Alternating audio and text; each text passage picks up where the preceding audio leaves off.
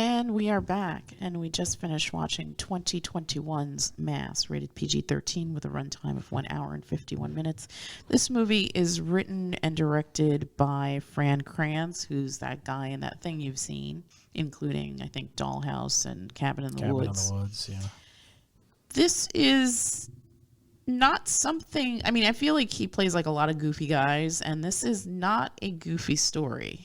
Yeah, I've only seen that guy in like the goofy guy in random genre films. Right. This is a very devastating story of two couples that are impacted by a horrible, horrible tragedy.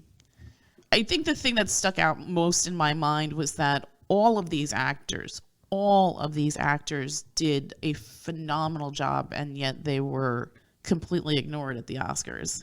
Martha Plimpton is amazing in this, and Dowd. I mean, she's always such a pleasure to watch, and you feel everything when it's just... Jason Isaacs, I think he was the one that initially made me cry in this film. His whole speech, yeah. And the other dad was Birney. I've seen him in Birney. Something else, but I don't recall what it was. Yeah, he's also just... I mean, they're all gut-wrenching to watch because they're all coming from this place of unimaginable loss. Yeah. I mean, are we talking about the subject matter? I think we can. I mean, this film was released last year. It is currently for streaming on Hulu, available for rent, and I think on Prime. It's not really I mean, if they were going to make a trailer, I don't know if there is a trailer, but obviously they're going to discuss the subject matter. So according to IMDb, aftermath of a violent tragedy, that affects the lives of two couples in different ways. If you follow the news, I'm sure you can figure that one out. You can go ahead now and speak to spoilers. Oh, okay.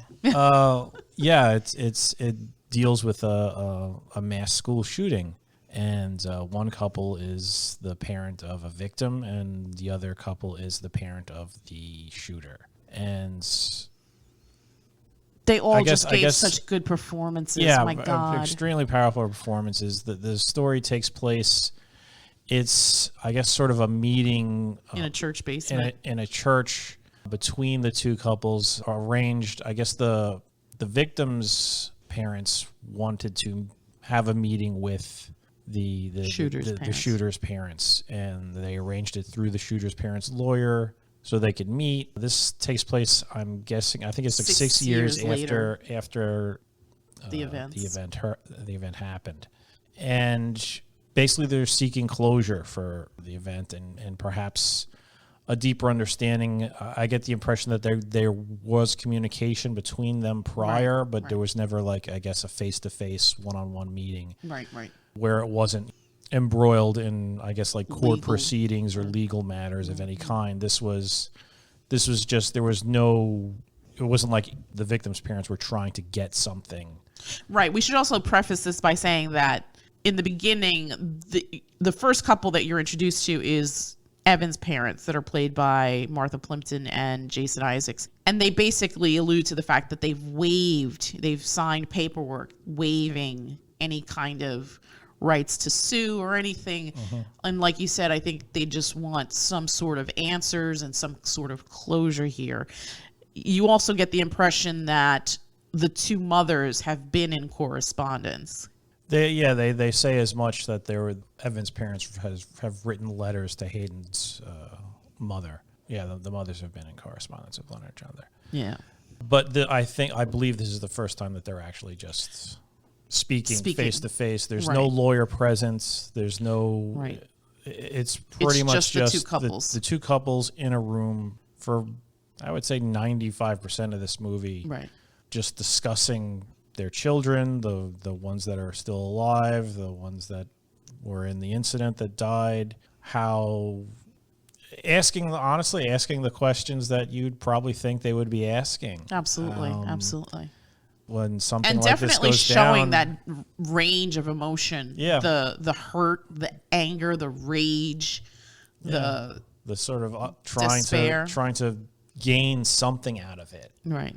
wondering, trying to figure out why. There's like a whole part where they're trying to figure out why, and you could see it's interesting that like Jason Isaac and Reed Brindley, Richard and Jay. They're sort of like different levels of trying to be rational. Like Jason Isaac is trying to rationalize what could have been Hayden's issue. He's like dishing out all these psychological terms, prefrontal cortex damage and whatnot. And Brindley's character also, like, one thing that bothered Jason Isaac's character about him was that he was just a bit too matter of fact. Right. And you get the impression that that's just how that character was. He was the only one wearing a suit and the thing. Yeah. And you could see he was a guy who, like, he worked a lot. And I also got the impression that they weren't together anymore. I got that impression too. Like it sounded like they said that they met in the town that day and then they walked over together. Right. So I'm guessing their marriage dissolved after the incident. Which makes a lot of sense. Which kind of makes sense. You could see that they still care about each other. Sure. There's no animosity. It's just that these events completely destroyed their family. They destroy everything. Yeah. I mean, it's the worst tragedy that can befall a parent, and the thing that's interesting is you feel sympathy for the killer's parents because their child is dead too, and not only that, but they also have to live with the fact that their child is a murderer. And there's a part where Linda and Dowd actually says, "My son, I'm the mother of a murderer." Yeah, and that is like tore me up. To have to like verbalize that, just have to say that, you can just imagine just the pain that must feel, especially like living with that in these 6 years that have gone on since the incident, and just having to say that. I imagine in the beginning that you go through those stages, right? Denial, whatever, and then just at the end acceptance and having to say that. Right. That the little baby you held in your hands and loved and cared for and whatnot, something happened, something broke along the way, and he did the most unspeakable, unforgivable thing imaginable. Right. I agree with everything you said. I think, and I hope, even on people I don't like, I don't wish this on them, but I personally never want to outlive my children. I just don't want to. No parent does. And I can't imagine that grief. And yet it's something that happens repeatedly because of our love of guns as a society. But I can't imagine, like, the scenes with Richard, Reed Brindley, and Linda and Dowd, where they're trying to get this other couple to understand their pain as well. Yeah. And that was, you never think of that, right? In those instances, you always think about the victims and their and the families of the victims, right? But you never think of the aftermath of the people that actually, or the families of the people involved with the actual shooting. I mean, a lot of times it's how did you not know? Right. How did you not know? Right. And that comes up here. It does come up here. And in some cases, you could, when you learn more details about the real life cases, that's a justified reaction. Some of the parents of these kids are completely idiotic and reprehensible, and in other cases, it's how the hell are you gonna know? Right. I mean, you never know. You seriously don't know. That's why it's mental illness. It's somebody snaps. Something just becomes broken. Yeah. You can't really figure out why. I mean, there's scenes where she says, like, everything was good towards the end. He was, like, in the state of euphoria. Yeah. Right? And they didn't know. And then that story that she tells, Ann Dowd tells at the very end. I mean, I'm not going to share it because I feel like people should go into this. I mean, you already know what it's about. It's about gun violence. Yeah. So, I mean, prepared to be unsettled, because it was tough to sit through this. Some of the speeches were just heartbreaking, just absolutely devastating and gut-wrenching. And I just kudos to all the actors. I mean, no one here phoned it in. No one. Everyone committed to the role. In that hour and 51 minutes, was absolutely riveted by everyone's performance. If you had told me this was a documentary, I would have completely believed it. I think a lot of these emotions are probably things that do get said and felt and lived. And to see it in the way it's presented is illuminating, I think, and eye-opening. And this is a great movie, I think, to watch with younger people, because I think it opens the door to conversation. Obviously not too young. Yeah, like I think Olive would probably be bored out of her mind. She would be, but I don't think the subject matter either would. I mean, she'd probably fall apart like the other day when we were watching Steel Magnolias. Yeah. She's sensitive. But I think G maybe. I think I could see us watching something like that with her. Yeah. And she would understand, and we could probably have conversation with her about it. Mm-hmm. And it's unfortunate. I mean, as a child of the 70s that grew up in the 70s and 80s, completely different time. I think our biggest thing was stranger danger and fire drills. And the fact that my kids have to participate in active shooter drills really blows my mind. Yeah, that's something that came after us. Right. Way after us. Yeah, I mean, when did Columbine happened? I think that happened in 99. Yeah, that was after we graduated from college. Yeah. So, and it's world. Funny enough, I thought of Columbine a lot. Dave Cullen does the definitive Columbine book, and if you haven't read it, it's absolutely just a riveting read as well. I think they probably, as far as when they would give details of this fictional shooting, I think they pulled heavily from that particular. I'm sure they did. I don't know what Fran Kranz knows about shooters, but I'm sure who knows? a lot of his information came from that. I'd be curious to know, like, his process. Did he meet with families of victims? Did he speak to them? Because a lot of what's said in this felt very organic and very real and personal. So I do wonder. There was an interesting thing that happened, especially in the scenes with Richard and Linda, where one of them would say something, usually Linda, and then Richard would immediately negate it. Did you notice that? I felt like Richard was still very apprehensive about this meeting entirely and was worried things would be said that would be like incriminating or something. Like in my mind, it always felt like Richard felt very guarded, and I think he was the first one who wanted to, like, at the end, to just get out of there. Right. He's like, well, I'm gonna head out. Right. And the entire time, and even though you could see this obviously affected his life as well, incredibly. Sure. Yeah. He was, like I said, he was still guarded, and there was only like one portion of that movie where you see his defenses kind of crack a bit when he's talking about making his way back to the house when he starts hearing the reports. And like he even describes how he doesn't even remember even remember pulling up to his street. Yeah. And that's the only time you could see that he's like exposing himself. Yeah. The rest of the time he's very measured in his words. He's just like a very, I guess, like I said, the way he's dressed, the way he sits and carries himself, his demeanor, yeah. It's very organized, very precise. Well, to the point where even Jason Isaacs calls him out on it. He's like, I want to see the remorse. I want the remorse. I want the pain. I want you to show me suffering. Yeah. Because he wasn't getting that from Richard. Right. Well, I think that also ties to, and Richard had mentioned this earlier in the film, I think, where Jason Isaac calls him out and he's like, you never even made a statement. You stayed away. It was almost like admission of culpability. And Richard even says, like, we couldn't say anything. What could we possibly say? The deed was already done. No, he didn't. He didn't put it like that. He said we did make a statement. Right.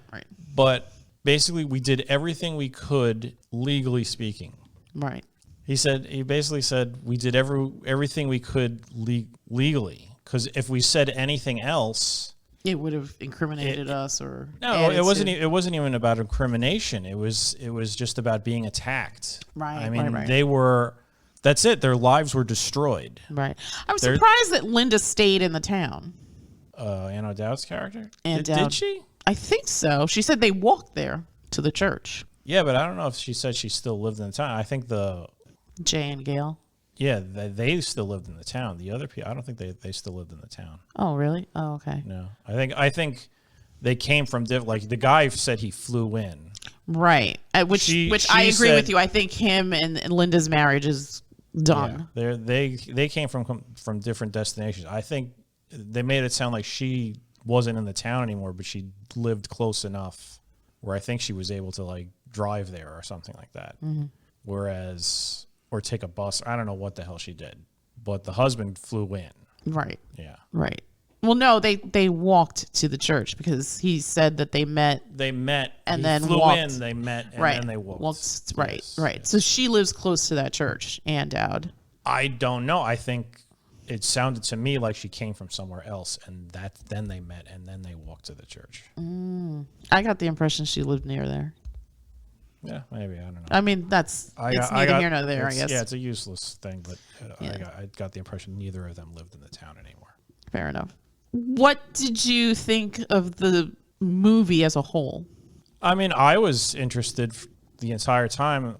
Seriously, really good performances from everybody. And Dowd, I'm always expecting her to just start yelling, and just some like the cadence at some of the times when she was talking, I just expected her to also be like, "We called you in from the West for you to give us secrets and good familiars," you know. God, Jesus. Hereditary is burned in my brain. Seriously. I know. That's such a good movie, though. Well, seriously, we mentioned that movie in a lot of reviews. It's worth repeating. Yes. Yeah. But yeah, she's great in it. Jason Isaacs is great. Yeah. Martha Plimpton. Martha Plimpton is interesting. She's quiet through most of this movie, and then at the end, it's just she like, has that wow. crazy scene. Yeah. It's just like wow, and it's funny like. Ann Dowd's character, Ann Dowd's character is almost like the guiding hand of this meeting, because she's the one who's like giving people like prompts, you know, to speak. Yeah, and tell me a story about your son. And it just works really, really well. Agreed. And even Reed Brindley, I think all the actors get their moment to shine. I think they each this to me was a difficult watch. This is not an easy subject matter. As a person who is a parent now, this is my worst fear. When my kids leave the house, my heart is in my throat because you never know. You just never know. Exactly. There's and a lot of nuts out there. Right. And I think this unfortunately happens way too often in our society. And we don't really talk about it. We don't talk about the lax laws that let pretty much anyone get a gun. And we certainly don't address the issues of mental health, sometimes, not all the times, but sometimes associated with these mass shootings. And it's unfortunate. I think it's all the time. The sane person doesn't do that. I don't know. I mean... A sane person does not do that sort of thing. They are mentally disturbed all the time. If you're sane, you're not thinking, okay, today's the day I'm just going to start shooting everybody. There's something wrong with you. If you wake up and think this is the perfect day for that kind of activity, yeah. Okay, fair enough. I mean, I don't want to make a blanket statement because I think that there's... I think this is safe to make a blanket statement about. There's no sane mass shooter. I'm not saying there's a sane mass shooter. They could be like misled. I think there's different levels of reasons why these things happen. You know, I thought the president would like it or something like that, or some crazy nonsense or whatever. Jodie Foster made me do it, or even then, that's nuts. Oh, sure. That is crazy. But I mean, you could even in let's take this story as an example. And I think that this story parallels a lot of things that have happened in the real world. You have a person, Hayden, who was who had issues and had a hard time making friends and was bullied and didn't transition well and just couldn't get a handle on things, and then progressively became worse and worse. I mean, that last story that Linda tells about her son is just wow. Like it was like getting a bucket of ice in the face. It's painful, and you could see it in Gail and Jay's reactions to her story. Yeah. Like they didn't expect that. Well, it's a painful story, and it's a story of just absolute regret. Right. And regret, and I would take that. Right. I would take that if it could change anything. I would take that. If it meant me being killed, I would let that happen so that all this future grief would have been avoided. Yeah, it's a pain. Yeah, and her delivery is 100% believable. Yeah, I mean, seriously, the guilt they must feel, or they're fictional characters, but even in real life cases where it's like we always knew there was something off, but we never suspected nobody. It was this bad. Nobody wants to think, oh, my son's or my child is capable of this. Right. Richard says that. I didn't think he would throw his whole future away. Yeah, I didn't think it throw his whole future away, or you don't want to believe it. Right. It's like, how could you not? I think Jason knows that there was that one exchange where he's like, I didn't want to. Right. And it's not like he got a real choice. I mean, who wants to think that their child is a psycho? Mass murderer, yeah. Or has the potential to be a mass murderer. It's your child. You want to help them. You want to do everything you can to help them. But one of the issues with mental illness is sometimes it's just not rational. I mean, I've suffered with a depression a great deal in my life, and one of the things that's so frustrating about it is you just don't know why. It's like, why do I feel this way? Why do I hate myself? There's nothing wrong with me. But sometimes there's just this gnawing thing in your head that's like, you are loathsome. You are not worth it. And for some people, it's just constant noise. It's just constant. It's noise. It's just eating at you, punishing you. And you get angry, you get sad. And it's just like, where is this coming from? And like for me, it was also like the rational side of my brain was just constantly just screaming, what the fuck's wrong with you? Stop it. There's nothing wrong. There's nothing wrong. And the emotional side is just like, yeah, there is. I can't tell you what it is, but there is. You suck. And that's mental illness. You would love to be able to just say the thing or do something that just flips that switch and everything's great now. Yeah. But it just doesn't work out that way. It takes a lot of effort. You need help. And another thing about when you're down in the dumps, you just, especially in my cases, you don't want to bother people. You don't want to burden other people with that.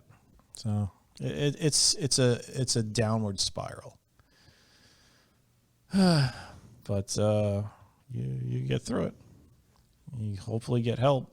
And if your kids are like that, you try and do your best, and at least if a good parent does. And like in this movie, they did what they could. They explained. We tried all sorts of stuff. Right. It just didn't work. But at the end of the day, you still never want to believe that, hey, my child is capable of doing such just the worst thing ever. Yeah. Nobody wants to believe that.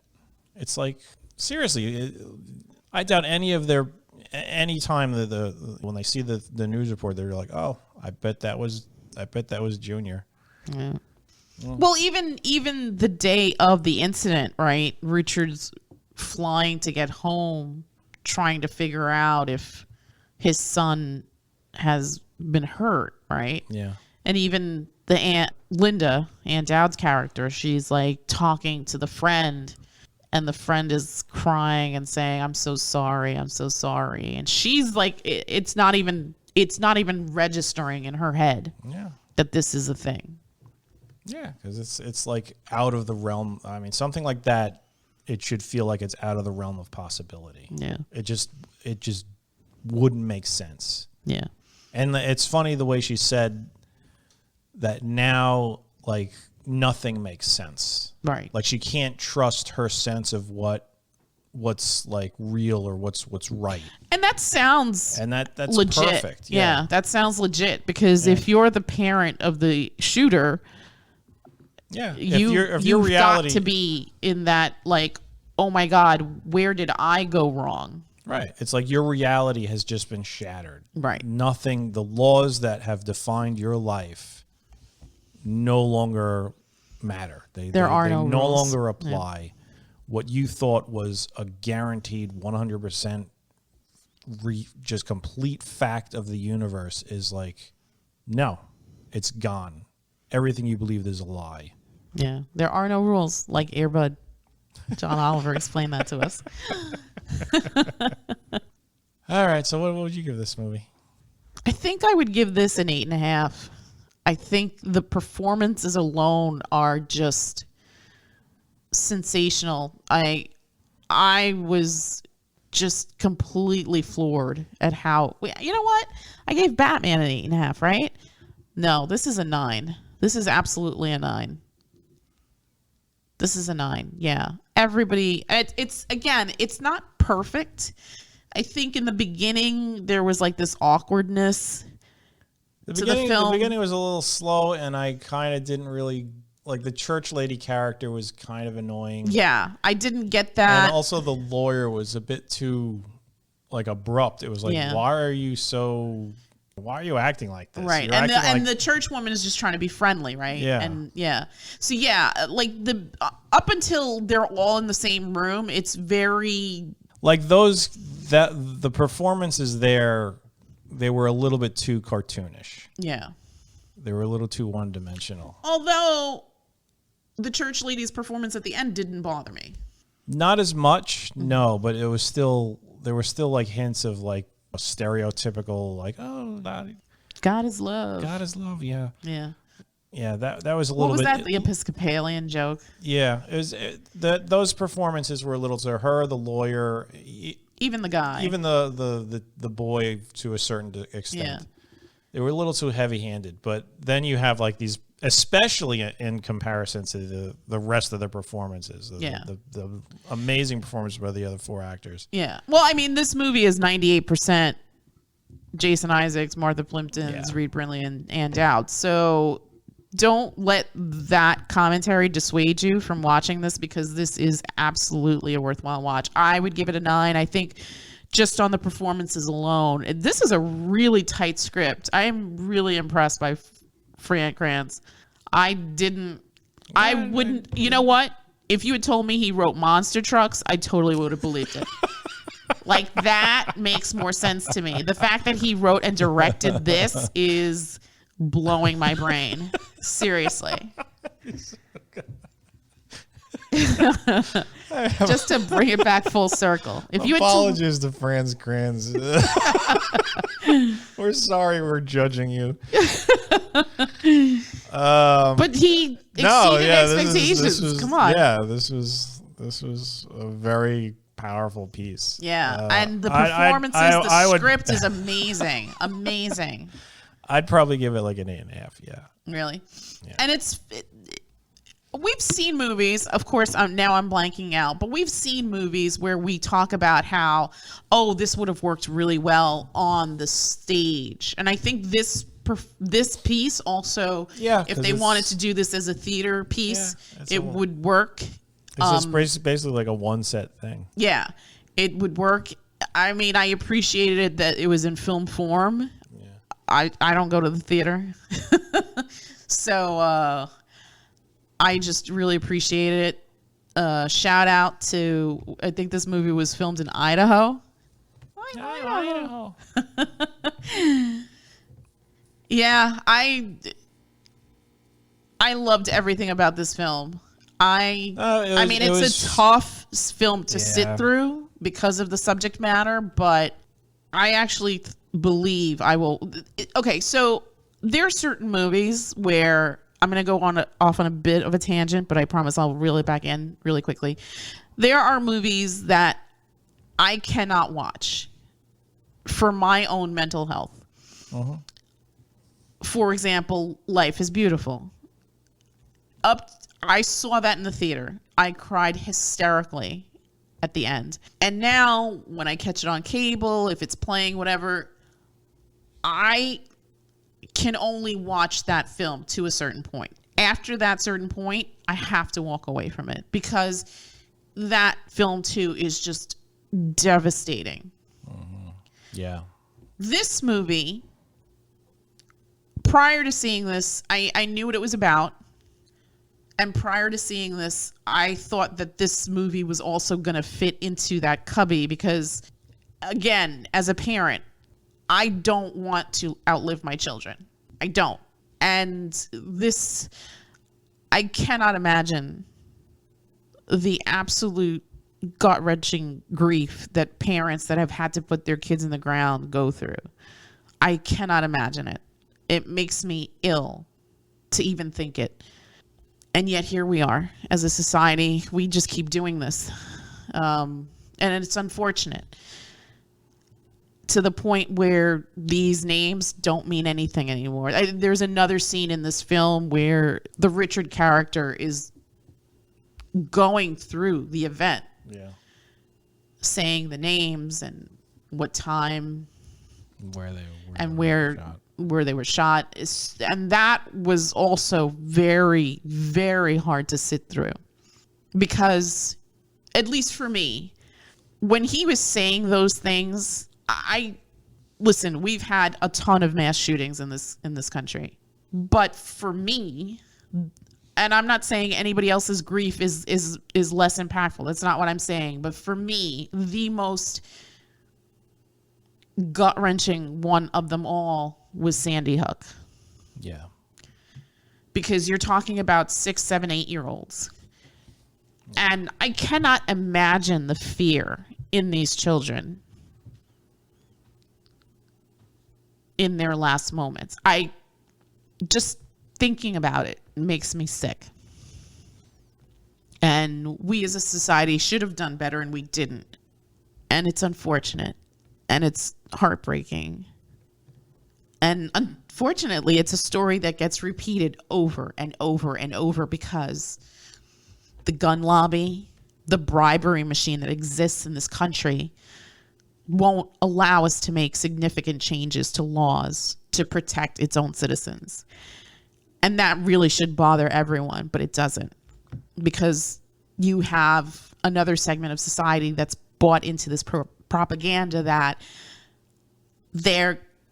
they can't exist without their firearms because it's an amendment and it's a right. So here we are, like a dog chasing its tail. And yeah, I mean, we have a gun problem in our country. We have a mental health issue.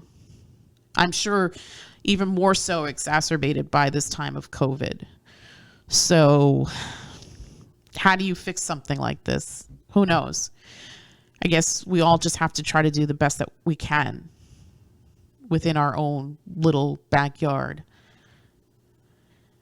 And I really want to commend Fran Kranz for just putting together an amazing ensemble, but a beautiful, heartbreaking story, and just giving it that time to really find its way. I mean, from where the story starts to where it ends, it's quite the journey. I didn't expect it to end the way it did.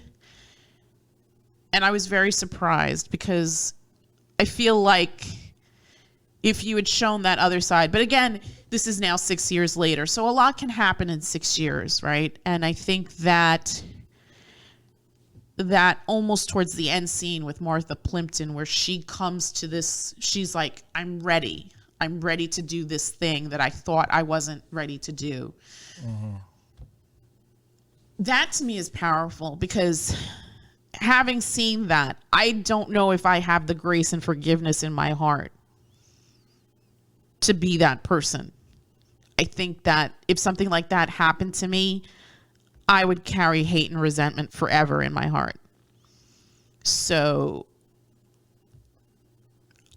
I'm amazed at the grace and the humanity that's given by victims' families. It's impressive. 8.5, you said? Yeah. 9. I think this is absolutely, if you haven't seen it, do yourself a favor. These 4 actors were absolutely robbed of Academy Award nominations. If you want to see a masterclass in acting, go check out Martha Plimpton, Ann Dowd, Jason Isaac, Reed Brindley in Fran Kranz's 2021 Mass. It's currently streaming on Hulu. You won't regret it.